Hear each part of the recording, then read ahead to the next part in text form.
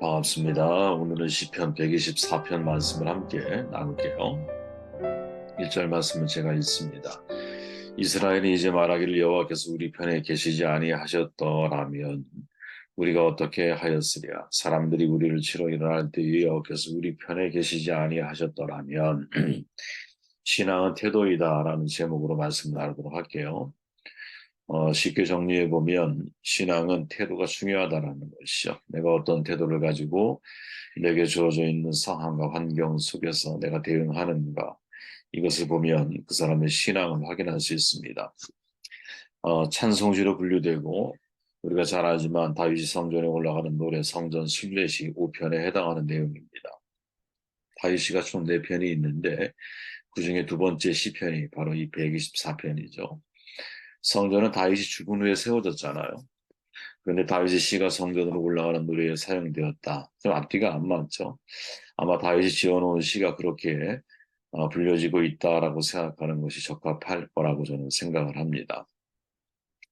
이 시편의 제목을 다른 번역본에 보면 하나님은 이스라엘의 구원자, 이스라엘의 보호자가 되신 하나님 등의 제목을 붙이기도 합니다. 시인은 가정하죠. 1절에 보면 이스라엘이 이제 말하기를 여호와께서 우리 편에 계시지 아니하셨더라면 우리가 어떻게 하였으랴. 여러분 이런 생각 해보신 적 있습니까? 과연 하나님이 내 편에 계시지 않았다면, 우리 편에 계시지 않는다면, 과연 우리가 어떻게 되었을까? 시인은 공동체의 위기를 지금 경험하고 있는 거거든요. 하나님이 우리 편이 아니었다면 우리가 어떻게 되었겠느냐라는 가정적인 수사 의문을 던지면서 온 이스라엘 백성들을 향해서 너 한번 거기에 대해 답변을 해봐. 이렇게 지금 말하고 있는 것이요. 시인은 과거 공동체가 당한 고난, 또 그 고난 속에서 구원을 받았던 것을 생생하게 묘사하면서 세 번을 반복해서 그때에 라는 말을 강조하고 있죠. 하나님이 우리 편이 되시지 아니하였더라면 이런 의문을 던짐과 동시에 그때라고 하는 단어를 세 번을 반복하면서 그 내용 하나하나가 이스라엘이 위기의 상황에 직면했던 내용들을 소개하고 있다는 것이. 다시 말하면 그 위기의 상황 속에서 하나님이 우리 편이 되시지 않았더라면 지금 우리가 있겠느냐 이렇게 말하는 것이죠. 위기 탈출을 이것이 하나님의 도우심 때문에 가능한 것이지 우리의 능력으로 가능한 것이 아니라는 사실을 우리에게 선언해주고 있죠. 내용을 한번 들어가 볼게요. 2절 말씀을 읽어보면 사람들이 우리를 치러 일어날 때에 여호와께서 우리 편에 계시지 아니하였더라면 그때에 이렇게 나오죠. 그들의 노여움이 우리에게 맹렬하여 우리를 산채로 삼켰을 것이며 여러분 저는 그런 생각이 들어요. 인생을 살다 보면 위기를 만나지 않을 수가 있을까요? 어느 누구나 인생의 위기를 만나게 되죠. 그 위기의 때에 우리가 가장 먼저 떠올려야 할 게 뭘까? 하나님이 내 편이 되신다라는 사실을 믿어야 한다라는 거예요. 내가 하나님을 잘 모르는데 혹은 내가 하나님이 기뻐하지 않는 일을 하고 있는데도 하나님이 내 편이 되실 수 있을까요? 이게 사실은 인간의 마음, 특히 이제 그리스도의 마음 가운데 자신의 삶과 하나님의 은혜 사이에서 자꾸 혼란스러워하는 부분 가운데 하나인데 우리가 절대로 잊지 말아야 할 것은 그 속에는 사탄의 소리가 숨겨 있을 수 있다라는 거죠. 하나님이 우리를 사랑하는 것은 나의 행위에 근거해서 나를 사랑하시는 게 아니잖아요. 아가페 사랑이라는 것은 그럼에도 불구하고 사랑 아닙니까? 다시 말하면 내가 하나님과 원수 되었을 때, 죄인 되었을 때, 연약했을 때 하나님이 나를 위해서 예수 그리스도를 보내신 거거든요. 근데 우리는 끊임없이 인생을 살면서 내가 의로울 때에만 하나님이 나의 편이 되신다 이렇게 생각하기 쉬워요. 바로 그 속에 함정이 있는 거죠. 물론 내가 하나님을 외면하며 인생을 살아가고 알면서도 마치 이스라엘 역대 왕들처럼 하나님을 알면서도 하나님을 모른 척 인생을 살아갈 때 하나님이 징계성의 심판이 그에게 있을 수 있죠. 근데 그 심판의 이유가 뭡니까? 너 하나님을 향해 얼굴을 돌려야 하는 얘기 아니겠어요?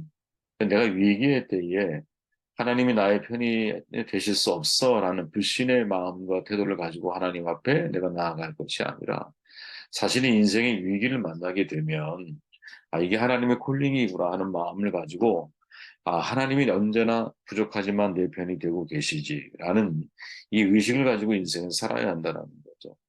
여러분 위기라는 말 한문으로 보면 위험 플러스 기회잖아요. 그죠? 이 두 단어가 합쳐진 거거든요. 웹스터 사전에 의하면 위험한 고비, 혹은 어떤 일의 전환점이라고 정의되어 있어요. 어떤 일의 전환점이라고 하는 터닝 포인트라고 하는 말을 우리가 주목할 필요가 있는 거죠. 위기는 하나의 전환점, 즉 새로운 선택을 해야 할 때라는 것이죠. 위험이 따르지만 전화위복의 기회가 그 속에 숨어 있다라는 거예요. 그리스도인 입장에서 여러분 위기가 기회가 되려면 하나님이 개입하시면 되는 거거든요. 그 위기가 어떻게 기회가 될 수 있을까? 어떻게 터닝 포인트가 될 수 있을까? 하나님이 내 편이라는 사실을 내가 믿기 시작할 때 그때 그 위기는 기회로 바뀌는 거죠. 인생에 세 종류 위기가 있다고 보통 이야기를 해요. 발달적 위기, 실존적 위기, 상황적 위기라고 보통 표현을 하거든요. 발달적 위기라고 하는 것은 내 개인이 발달 과정에서 경험하는 그런 위기를 말하는 거예요. 다시 말하면 태어나고 학교 다니고 청소년기 지나고 졸업하고 직업 갖고 또 결혼하고 임신하고 중년기 지나고 부모를 잃고 퇴직, 배우자 사망 이 모든 것들이 다 포함되어 있는 거야. 그 속에마다 위기라는 게 있잖아. 실존적 위기라고 말하는 것은 쉽게 말하면 나는 누구이고 왜 존재하는가? 산다는 게 뭐지? 죽음이 뭘까? 이런 존재 이유에 대한 삶의 목적이 사라지기 시작할 때 그때 위기를 맞는 거죠. 제 경험상 여러분 실존적 위기는 이제 보통 한 중년 시기를 넘어가기 시작하면 사람들은 자기의 실존에 대해서 고민하게 되거든요. 내가 무엇 때문에 이렇게 열심히 인생을 살아왔지? 돈이 과연 무슨 의미가 있을까? 또 자녀가 하나둘씩 떠나가기 시작하면서는, 그죠? 마음에 또 공허함이 밀려오잖아요. 그 속에서 실존적 존재와 가치, 의미에 대해서 사실 우리 질문하게 되거든요. 상황적 위기라는 게 있죠. 질병에 걸려요. 사랑하는 사람과 내가 사별을 경험하게 돼. 자연재해를 내가 만나게 돼. 이런 모든 것들은 사실은 상황적인 위기이죠. 지금 리비아가 정말 많은 사람들이 그죠 사고를 당해서 어려움 당하고 있는데 이게 다 상황적 위기인 거죠, 그죠? 우크라이나 전쟁 상황적 위기인 거죠. 이런 위기 상황 속에서 언제 어떻게 어디서 발생할지 모르는 이런 위기를 우리가 경험하게 될 때 그때 이 위기가 기회가 되려면 어떻게 해야 되느냐? 하나님이 내 편이라는 사실을 내 인생의 터닝 포인트로 삼을 줄 알아야 된다는 것이. 유라굴로 강학풍을 만났을 때 276명의 모든 사람들이 사실은 굉장히 어려움을 다 당하잖아요. 그 속에는 바울도 포함되어 있어요. 같은 배에 탔는데 바울은 멀미 안 합니까? 바울은 죽음에 대한 공포가 없을까요? 아니에요, 여러분. 그건 신앙과 무관하다고 봐요. 내가 하나님에 대한 믿음이 있을지라 똑같은 표류하는 배에 내가 노출되어 있으면 같이 두려운 거예요, 여러분. 단지 이제 우리는 그런 믿음이 있을 뿐인 거지. 여러분 죽음 이후의 세계 다녀오신 분들이 계세요, 혹시? 없잖아요. 누구나 다 그건 처음 경험하는 거예요. 10대 처음이고 50대 처음이고 60대 처음인 거예요. 여러분 60대만 두 번 살고 계십니까? 아니에요. 우린 다 처음, 뭐든지 처음 자신이 경험하는 것일 확률이 높거든요. 이런 상황적 위기에 처음, 죽음이란 위기에 처음 바울이 예를 들어 되어졌을 때, 유라굴로 강풍이라고 하는 정말 살 희망이 보이지 않다라는 표현을 누가가 고백을 하잖아. 본문 속에서. 그런 위기 상황 속에서 바울은 어떻게 합니까? 내 곁에 서서 나에게 말씀하시는 하나님을 경험하게 되죠. 하나님이 내 편이라는 사실을 알고 있어. 경험하게 돼. 그때 그는 그 속에서 구원자로 변화되는 것이죠. 그 위기가 그의 인생 속에 위기를 어떻게 새로운 구원의 기회로 그죠? 그 이후에 벌어진 일들을 보십시오, 여러분. 그 일로 인하여 원래 가려고 했던 자리가 아니라 빌립보로 가게 되고 또 감옥에 갇히게 되고 고소를 당해서 감옥에 갇히잖아. 근데 거기서 간수장과 그의 가족 전체를 구원하게 되고 그리고 그 근처에 있던 몰타라고 한 항구가 있었는데 거기에서 복음이 증거되면서 훗날 몰타의 인구의 95%가 기독교인으로 변화되는 정말 놀라운 역사와 은혜가 뒤따르게 되죠. 이게 하나님의 은혜. 그리고 어떤 상황, 위기 상황 속에서 터닝 포인트. 그 상황을 전환점으로 삼을 수 있는 사람은 누구냐? 하나님의 내 편이다. 라는 믿음을 가지고 있는 사람이 아니겠는가. 그렇게 여기에서 우리가 주목해야 할 게 뭐냐? 위기의 때는 내 신앙의 태도를 분명하게 해야 한다. 8절 말씀을 보면 우리의 도움은 천지를 지으신 여호와의 이름에 있도다. 시인은 위기의 때에 하나님의 편되심을 생각하잖아요. 그리고 마지막 결론은 어떻게 내리느냐? 우리의 도움은 여호와의 이름에 있다. 다시 말하면 하나님 모든 도움이 하나님께 있다라고 하는 자기의 믿음의 태도를 견지하면서 내용을 정돈하고 있다라는 거죠. 여러분 태도는 정말 중요하다고 제가 수차례 강조한 적이 있죠. 철학자 존 호머 밀스가 한 말 가운데서 이런 말이 있죠. 삶이란 우리의 인생 앞에 어떤 일이 생기느냐에 따라 결정되는 것이 아닙니다. 제가 참 좋아하는 말이에요. 우리가 어떤 태도를 취하느냐에 따라 결정됩니다. 여러분, 저는 이 말을 살면서 많이 실감을 해요. 삶에 대해서 내가 어떤 태도를 갖고 있느냐. 이게 여러분, 우리의 인생을 결정하는 것이지, 삶 자체가 우리를 결정하는 게 아니야. 삶을 대하는 나의 태도가 여러분, 삶을 바꾸는 거예요. 그래서 여러분, 태도가 경쟁력인 거예요. 태도만 달라져도 여러분, 인간관계가 쉬워져요. 내가 어려운 문제를 대하는 태도만 달라져도 여러분, 그것이 부정적으로 결론 지어질지, 긍정적으로 결론 지어질지 완전히 달라요. 똑같은 알코올 중독자 아버지 밑에서 태도를 달리했던 두 아들은 정반대의 길을 걷게 되어 있으니까 한 아이는 그 태도가 잘못된 아이는 아버지의 길을 전철을 밟게 되고 태도를 바꾸었던 한 아들은 의사가 되는 거예요. 이건 실제로 있었던 일이라는 거예요. 여러분, 하나님은 빌립보 감옥의 바울과 신라의 신앙의 태도를 바꾸셔서 지진으로 간수장을 그의 가정을 구원하게 만드는 거죠. 감옥에 갇혔기에 여러분 절망적인 상황에 스스로 자기 자신을 비난하고 신앙의 퇴보를 만약에 그들이 갖게 되었다면 하나님을 찬미하고 영광을 돌릴 수 있었겠어요? 감옥이 지진이 나서 옥문이 열릴 수 있었겠어요?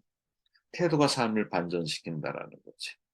신구약 전체를 여러분 만약에 인간적인 관점에서 한 단어로 표현해 본다면 저는 그 단어 가운데 하나가 태도라고 저는 꼭 말을 하고 싶거든요. 하나님이 금하신 말씀에 대한 아담과 하와의 태도. 그죠? 하나님이 떠나라. 이 말씀에 순종한 아브라함의 태도. 그리고 무드셀라 이후에 아들을 낳은 이후에 하나님과 동행을 선택했던 에녹의 신앙의 태도. 하나님을 경외한 노아의 태도. 신앙은 태도라는 거죠. 가나안 정탐꾼들 왜 수많은 사람들이 광야에 죽음을 당하게 됩니까? 태도 때문에 그런. 10명의 정탐꾼의 태도는 가나안에 들어가지 못하게 만들고요. 그러나 똑같은 상황을 바라본 여호수아와 갈렙은 그 태도 때문에 여러분 가나안에 들어가게 되는 것이죠. 사마리아 10명의 나병 환자가 치료받았을 때 사마리아인이었던 그 사람은 감사의 태도로 인하여 구원의 자리에까지 서게 되는 것이죠. 여러분, 아벨과 가인과 아벨의 제사는 태도의 문제 아니겠습니까? 가만히 생각해 보면. 왜? 물론 내용 그 안에 너무나 많은 메시지를 담고 있지만 그 안에서 아벨의 태도는 어떤 태도이냐? 첫 열매를 하나님 앞에 드린다. 이게 태도라는 거예요. 첫 소산을 하나님 앞에 드린 첫 소산. 그렇게 성공하는 태도가 있고 여러분 실패하는 태도가 있어. 예배라고 하는 것은 여러분 태도에서 결정이 되어지는 것이. 내가 흠없는 재물을 준비하려고 하는 태도 자체가 여러분 예배의 시작 아니겠어요? 그죠? 모든 것을 내가 여러분 정말 하나님 앞에 신령과 진정을 다하려고 하는 삶의 태도가 그 예배를 뜨겁게 만들 수도 있고 그 예배를 냉랭하게 만들 수도 있고 말씀에 대한 나의 태도가 여러분 말씀을 통해서 하나님의 음성 내 말을 내가 들을 수도 있고 그 말씀을 그냥 한 귀로 듣고 한 귀로 흘려보낼 수도 있다라는 것이죠. 수없이 많은 예배를 드렸음에도 불구하고 나를 향한 하나님의 말씀을 단 한 구절도 단 한 번도 듣지 못하며 인생을 살았다. 그건 여러분의 태도가 잘못되어 있는 거예요. 그렇지 않을까요? 내가 1년, 10년, 20년의 신앙생활을 했는데 그 많은 말씀 속에서도 나를 향한 하나님의 말씀을 단 한 구절도 내가 들어보지를 못했다? 그러면 여러분 전하는 자에게 문제가 있는 걸까요? 아니면 그 말씀을 대하는 나의 태도에 문제가 있는 걸까요? 백부장은 여러분 말씀만 하시옵소서 하인이 낫겠습니다. 그 태도로 인하여 큰 믿음이라고 칭찬을 듣게 되는 거거든요. 1등급 신앙이 되는 것이. 그죠? 가인에게 묻잖아요. 하나님께서 내 아우 아벨이 어디 있느냐. 그랬더니 가인이 반항하는 태도를 가지고 하나님이 반응을 해. 그 반항하는 태도 속에 그의 미래가 있는 것이죠. 그의 미래가. 그래서 여러분, 저는 신앙의 영역에 있어서 가장 중요한 게 뭘까? 태도예요. 여러분, 어떤 사람이 옥토일까요? 씨 뿌리는 비유가 나오잖아. 근데 어떤 씨는 옥토에 뿌려져서 뭐 30배, 60배, 100배의 열매를 맺는다고 성경이 말하잖아요. 그때 옥토가 어떤 옥토일까요? 그죠? 그건 태도가 좋은 거죠. 태도가. 태도가 좋은 거예요. 태도가 바르면 우리의 신앙도 온전해질 확률이 대단히 높아요. 그러나 태도가 나쁘면 우리의 신앙도 병들어갈 확률이 높은 말씀을 정돈할게요. 사실은 오늘 되게 짧은 말씀 같지만 우리에게 중요한 메시지를 전달한다고 저는 생각을 하는데, 위기의 때에 하나님이 내 편이 되신다라는 믿음을 가지고 접근을 해요. 이게 태도인 거야, 태도. 그죠? 가나안 정탐꾼을 다시 떠올려 보세요. 위기의 때에 하나님이 내 편이라고 생각을 하고 있다면, 나의 믿음 신앙의 태도가, 그들은 절대로 자기 자신을 메뚜기에 비유하지 않았을 거예요. 여호수아 갈렙처럼 그들이 우리의 밥입니다. 똑같은 상황을 놓고 내가 믿음의 태도를 가지고 그 상황들을 바라보고 있느냐. 다시 말하면 하나님이 내 편에 계신다. 이것은 나의 잘나고 못남의 문제가 아니다. 나의 의의 문제가 아니다. 하나님의 약속의 문제다. 하나님의 약속의 문제잖아. 약속의 문제. 우린 약속을 믿고 하나님 앞에 나아가는 거지. 그죠? 나의 능력을 가지고 내가 만나가는 게 아니잖아요. 그 약속의 하나님의 말씀을 믿고 내가 하나님이 내 편이라는 믿음의 고백을 할 수 있겠느냐. 그때 위기, 즉 위험과 기회가 함께 합성되어져 있는 그 가운데에는 터닝 포인트, 전환점이 있다니까. 위험을 위험으로 끝내는 사람이 있고요. 위험을 기회로 바꾸는 사람이 있어요. 위험을 기회로 바꾸는 사람은 가운데에 바로 이 신앙의 좋은 태도를 가지고 있는 사람이죠. 자, 여러분들이 이런 은혜가